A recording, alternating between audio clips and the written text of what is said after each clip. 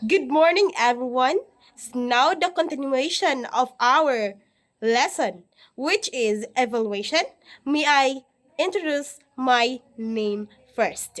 I am your I am your reporter for today. I am Rosani Sibunga, the students of ED301, the teacher and school curriculums. So, my assigned topic, which is belong in Unit 5, Instructional Objectives, which is evaluation. So, before anything else, I will introduce first the objectives of my topic. So, at the end of the lesson, the student should be able to define evaluation and briefly explain each steps using a graphic organizer. S, which is skills, is design a concept map providing the types of evaluation and give each example. And A relates the importance of knowing the evaluation techniques in teaching and learning process. That's all my objectives of my lesson. So now, let us read the meaning of evaluation. So when we say evaluation, evaluation must be collaborative activity between the teachers and the students. So in this lesson evaluation, so the students must be able to assume an active role in evaluation so they can begin to develop individual responsibilities to developing and self-monitoring. So evaluation needs to be authentic. It must be based on the natural activities and processes students do both in the classroom and their everyday lives. For example, relying solely on formalized testing procedures might send a signal to children that learning is simplified a search for right answers. That's it for the evaluation. So, next is what are the purpose of evaluation? So, how you decide to carry out an evaluation depends to a great extent on the purposes of your evaluation. Why are evaluating? So, there are three general evaluation purposes, which is evaluation for accountability purposes. Next is evaluation for purposes of curriculum development. And lastly is evaluation for purposes of self-development of teachers. So, next is, the purposes of curriculum evaluation. So, purpose is to make decision about individuals and about the curriculum.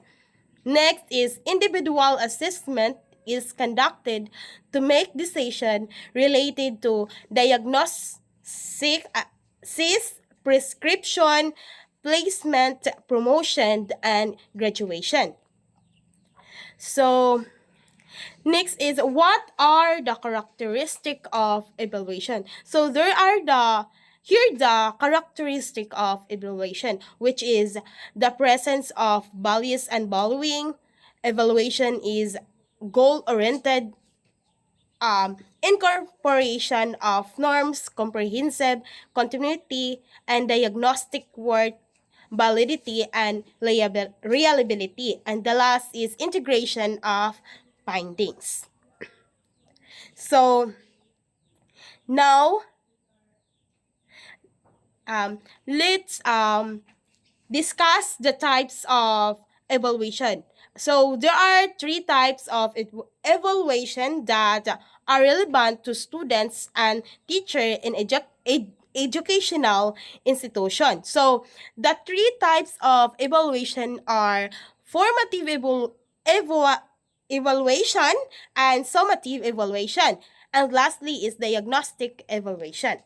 So now let's discuss first the formative evaluation. So when we say formative evaluation, so formative assessment is a common evaluation method used in schools, teachers, or educators conduct formative assessment multiple times in an academic year to motivate students to learn better. So when we say formative evaluation, since this evaluation is conducted many times, so we can use this type to help our students to understand their weaknesses. So we can conduct the formative assessment test to understand how students have grasped a particular portion of the curriculum. So this would be uh, this would be a great methodology if we are trying to check for the understanding of our students.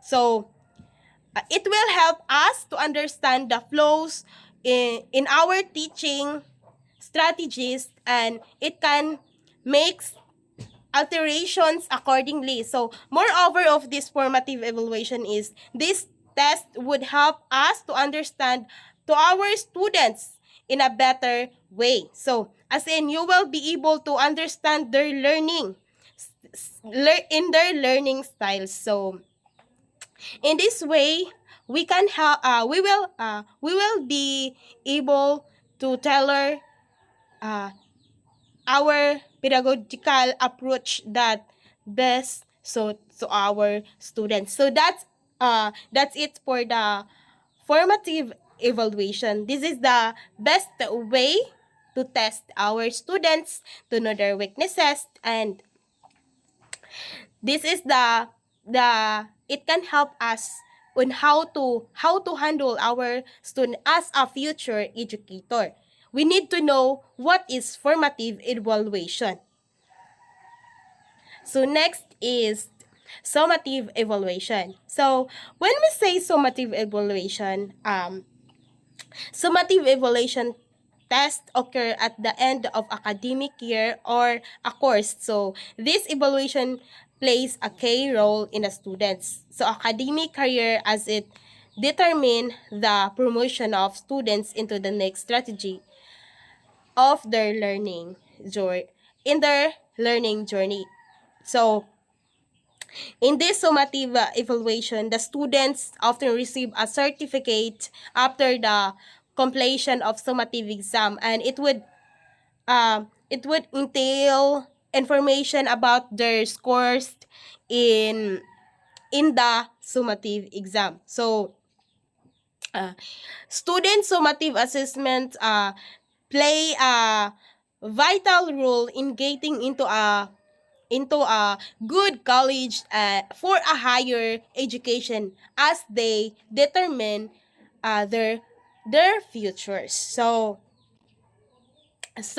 we can we can help our students to get better at um their studies in the future. So with the help of formative assessment, um it can help them to score in summative exam for a better future. That's it for the summative evaluation. So next is diagnostic evaluation. So when we say diagnostic evaluation, so diagnostic evaluation are very similar to formative assessment, as we can understand what the diagnostic evaluation is familiar for us because we discussed lately what is a formative evaluation. So formative assessment, this evaluation is helpful in finding the flows in the learning process of the students. So we can use this methodology to aid students in understanding their weaknesses. As you can see here, the meaning of diagnostic evaluation is same as the formative evaluation. So we can use this to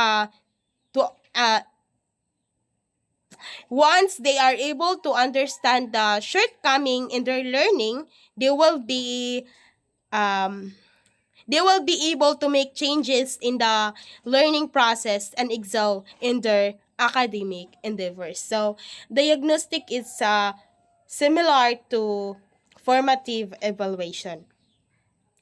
So now, we have a step in evaluation process, which is formulating and selecting objectives, defining the objectives, developing the learning experiences, and lastly is devising and adapting assessment procedures.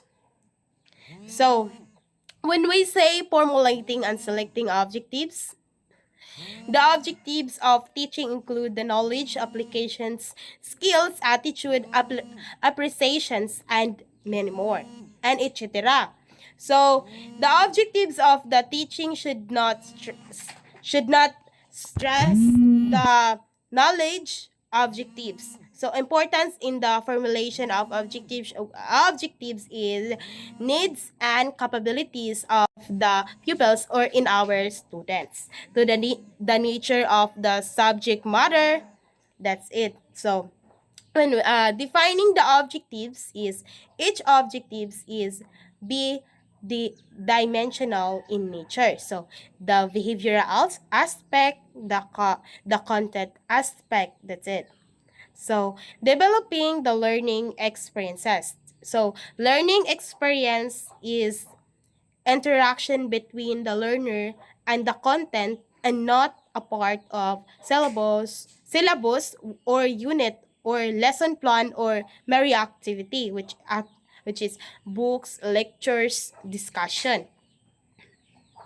The last is devising and adapting assessment procedures. So many procedures and techniques which are used to evaluate the pupils' achievements and objective of teaching. So, in conclusion to my report, which is evaluation. So, evaluation is an integral part of learning and teaching.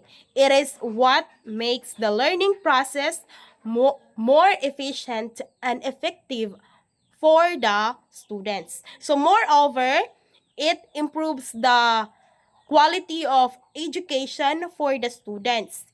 In this way, they will be able to achieve greater things in life with the help of this continuous process. So, teachment provides infra to educational institutions with our state-of-the-art IMS portal. Teachers can improve the teaching learning experience. Our tools like Institute help schools manage their everyday activities hassle free. So that's it for the about evaluation. Thank you and have a good day.